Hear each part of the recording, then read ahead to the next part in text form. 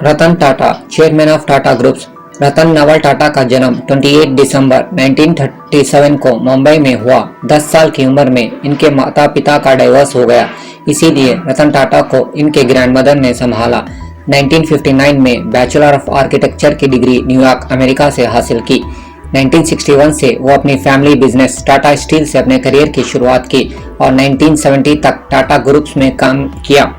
1971 में रतन टाटा को टाटा ग्रुप्स की कंपनी नेल्को, जो रेडियो बनाया करती थी, इसे संभालने के लिए दिया गया, जो कि लॉस में चल रही थी। अगले 3 सालों में रतन टाटा ने इस कंपनी को मार्केट में फिर से खड़ा किया और नेल्को के शेयर्स को 2% से 20% तक लेकर गए, मगर इंडिया में इमरजेंसी की वजह से नेल्को कंपनी बंद करना पड़ा। 1975 में टाटा ने हार्वर्ड यूनिवर्सिटी से मैनेजमेंट की डिग्री हासिल की। 1977 में रतन टाटा को एक्सप्रेस मिल संभालने को दी, जो कि बंद होने के दर पर थी। जल्दी ये कंपनी भी बंद हो गई। 1991 में रतन टाटा को टाटा ग्रुप्स का चेयरमैन बनाया गया। 1998 में रतन टाटा ने इंडिका कार को मार्केट में निकाला। ये इनका ड्रीम प्रोजेक्ट था। इसके लिए इन्होंने बहुत मेहनत की थी, लेकिन इंडिका कार को मार्केट में अच्छा रिस्पांस नहीं मिला। 1 साल में ये कंपनी लॉस में जाने लगी। मैनेजमेंट ने कंपनी को बेचने का फैसला कर लिया। रतन टाटा ना चाहते हुए भी इस कंपनी को बेचने के लिए फोर्ड कंपनी के पास अमेरिका गए। फोर्ड कंपनी के साथ 3 घंटे की मीटिंग चली। फोर्ड के चेयरमैन बिल फोर्ड ने रतन टाटा के साथ बहुत बेसुलूकी से पेश आए और बातों बातों में भी कह दिया कि जब तुम इंडियंस को बिजनेस की नॉलेज नहीं थी तो इसमें इतना पैसा क्यों लगाया। हम तुम्हारी कंपनी को खरीद कर तुम पर सिर्फ एहसान कर रहे हैं। ये बात रतन टाटा के दिल पे लग गई और वो मीटिंग छोड़कर इंडिया वापस आ गए, मगर ये बात इनके दिमाग से नहीं जा रही थी। इसीलिए इन्होंने ये कंपनी किसी को ना बेचने का फैसला कर लिया। इन्होंने अपनी पूरी जान इसको इम्प्रूव करने में लगा दी और देखते ही देखते टाटा कार्स अच्छा चलने लगी। इससे इनको बहुत फायदा हुआ। वहीं 2008 में फोर्ड कंपनी लॉस में चल रही थी। उस वक्त रतन टाटा ने फोर्ड कंपनी की लग्जरी कार्स लैंड रोवर और जैगुआर कार्स खरीदने का फैसला किया। फोर्ड कंपनी ये दोनों कार्स की वजह से नुकसान में चल रही थी। फोर्ड कंपनी ने इस डील को खुशी से एक्सेप्ट कर लिया। विल फोर्ड अपनी टीम के साथ इस डील को करने के लिए टाटा ग्रुप्स के हेडक्वार्टर्स आए। जैसे एक वक्त रतन टाटा अपनी कंपनी बेचने के लिए इनके ऑफिस अमेरिका गए थे।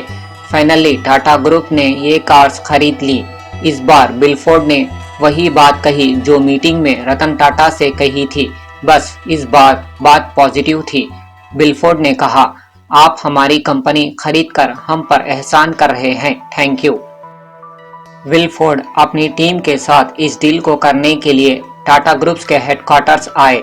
जैसे एक वक्त रतन टाटा अपनी कंपनी बेचने के लिए इनके ऑफिस अमेरिका गए थे। फाइनली टाटा ग्रुप ने ये कार्स खरीद ली।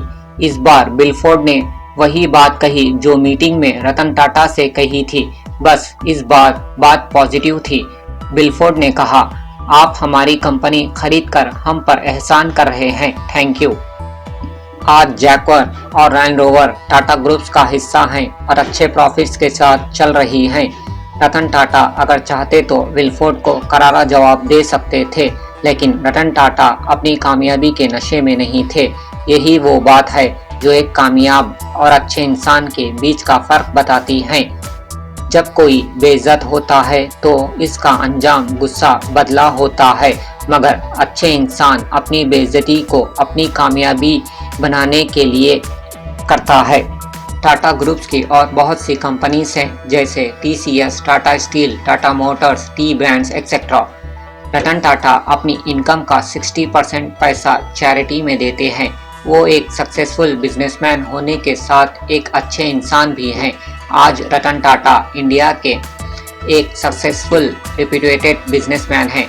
रतन टाटा की ज़िंदगी से हमें ये सबक मिलता है कि ज़िंदगी में उतार चढ़ाव आना भी बहुत ज़रूरी है, ताकि हम इससे बहुत कुछ सीख सकें। है दोस्तों, अगर वीडियो पसंद आया तो लाइक करना और अपनों के साथ शेयर करना और सब्सक्राइब करना। Thank you.